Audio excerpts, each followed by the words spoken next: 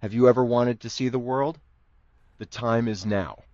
Not just scroll it, not just watch it, actually see it, to wake up somewhere unfamiliar, to hear a language you don't understand, to taste something that doesn't come in plastic packaging, to write that novel in a cafe in Paris, volunteer on an archaeological dig in Greece, retire by the sea, sail the Mediterranean, or just leave.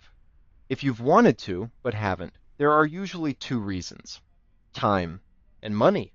Today, we're going to dismantle both.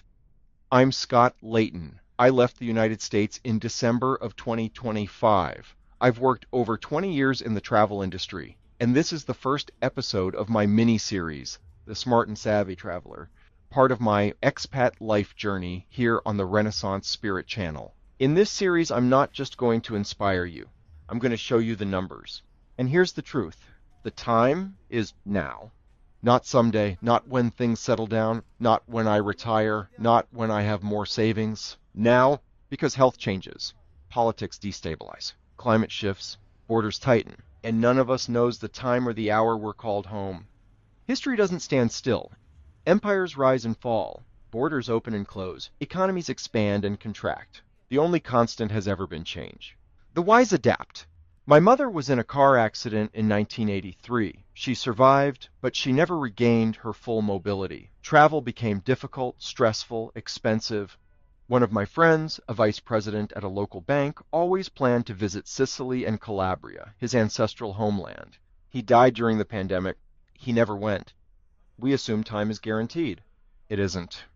And here's something most people don't realize. Travel right now is more accessible than at any point in human history. Budget airlines, remote work, digital infrastructure, global mobility. And the longer you wait, the more expensive, restricted, and unstable long-haul travel becomes. So let's talk about the real obstacles: time and money. Most Americans who get vacation time, and many don't, can't take more than 2 weeks off at a time. Some jobs won't even allow that. Flights are expensive, accommodation adds up, 2-week trips can cost thousands.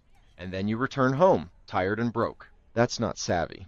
The smart and savvy traveler lifestyle is different. It's not about vacations. It's about leverage. Leveraging time, leveraging money, leveraging location. Instead of taking short bursts of escape, you create temporary or long-term homes that become launch pads. You move somewhere affordable. You slow down. You live frugally, and you travel regionally from there. Let's get concrete. Here's what this life actually costs me. Right now, on the ground, because inspiration without structure is just fantasy.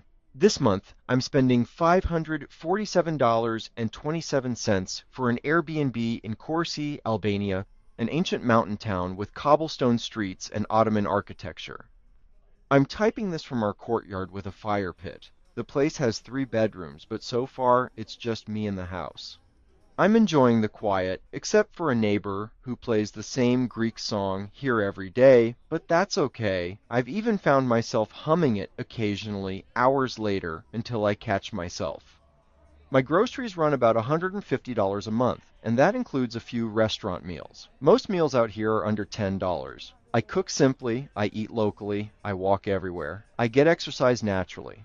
I didn't pay for airfare. I used award miles. I don't pay ATM or foreign transaction fees. I have an international phone plan with roaming.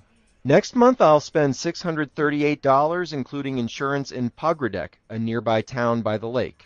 After that, I'll spend a month in Sarandi, by the sea. I could have spent less if I wanted to, but I wanted the views, location, and amenities. That's not vacation math. That's lifestyle math. So let's do a quick comparison.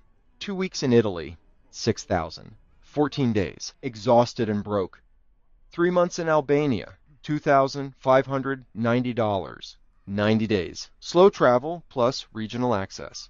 And if you're wondering how I structured this, how I use award miles, avoid ATM and foreign transaction fees, manage international phone roaming, handle Wi-Fi security, and single-factor authentication abroad, I break that down step by step in another video on this channel. I'll link it below. Because inspiration is one thing, logistics are another, and you need both. You turn travel into lifestyle. Slow living plus frugal living, or savvy travel. Now here's what this life is not. It's not luxury. It's not always comfortable. You will feel lonely sometimes. Bureaucracy exists. Wi-Fi fails. Earthquakes happen. If you're in a high-demand profession, tech, healthcare, engineering, teaching, other countries may actively want your skills. If you're early in your career, there are study abroad grants. You may also work abroad as a college student, like I did in London through the British University's North American Club. If you're a digital nomad or remote worker, your office may already fit in a backpack. If you're retired, many countries offer expat-friendly visa pathways. If your company has international offices, internal transfers are possible.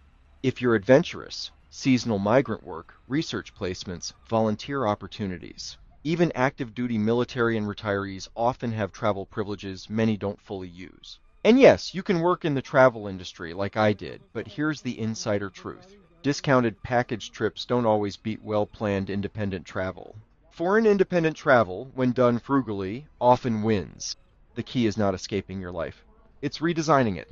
Instead of spending $6,000 on 2 weeks in Italy, what if you lived in Albania, Portugal, Greece, or parts of Eastern Europe for 3 months at a fraction of the cost of major US cities? What if that became your base? What if your rent dropped? What if your pace slowed? What if your time expanded? What if instead of 2 rushed vacations per year, your entire year felt like exploration? I'm not saying this path is easy. It requires research. It requires courage. It requires discomfort, but it is possible. I'm not wealthy. I went from lower middle class to upper middle class, back to lower middle class, and rebuilt. If a middle class kid like me can do it, so can you. Here's the smart and savvy traveler formula in a nutshell. Lower your rent. Choose your base. Travel slowly. Live more for less. Waiting doesn't make things more stable, it just makes them later. Why not shift with it? Why not follow your dreams intelligently? Why not build a life where time and money serve you instead of trapping you?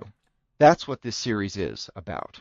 In the next episodes, we'll dive deeper into working abroad, digital nomad realities, retirement pathways, volunteer and research options, transfer strategies, travel industry truths, and how to calculate real cost of living comparisons. The Renaissance Spirit channel and My Expat Life series is about more than just smart and savvy travel, so don't get thrown off when you see other content, because our channel covers a lot more, and along the way, you'll learn more about me and what it means to be a polymath and an expat in a changing, turbulent world. But today, the most important message is this. Stop waiting. 5 years from now, you will either be telling people you almost went or showing them where you are. The smart and savvy traveler doesn't chase vacations. He builds a life that makes travel sustainable. She leverages time. They leverage money. They design freedom instead of waiting for it. They choose bases instead of hotels. They choose slow over rushed. They choose experience over accumulation. The world is vast and it is still open, for now. Travel isn't about running from your life. It's about expanding it. When you change your geography, you change your assumptions. When you slow down, you begin to see differently.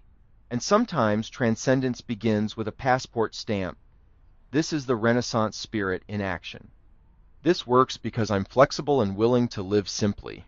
It won't look the same for everyone. The question isn't whether it's possible. The question is, are you ready? If this resonates, like the video, share it, and let me know in the comments. Where would you go if you stopped waiting? You don't need to leap overnight. You just need to start. This is just the beginning, and it's closer than you think. Peace. Where would you dream if you follow the tug at your core? When the clock ticks beside you, like a hand on your shoulder saying more.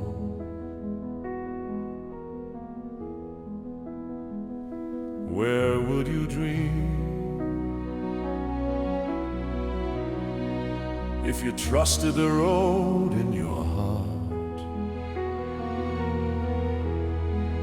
When the years keep moving onward and you're still at the edge, not the start.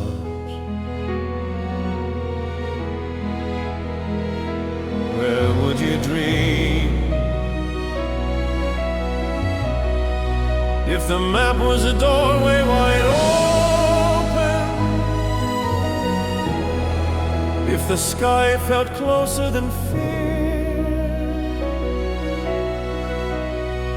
if the first step broke what was frozen here, the smart and savvy traveler knows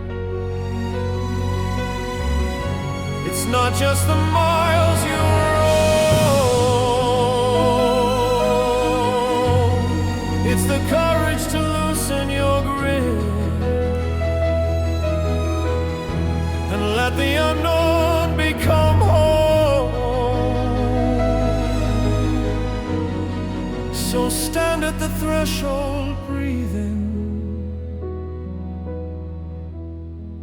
with your hand on the handle of when.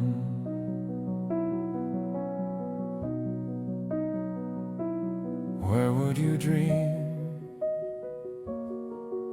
the smart and savvy traveler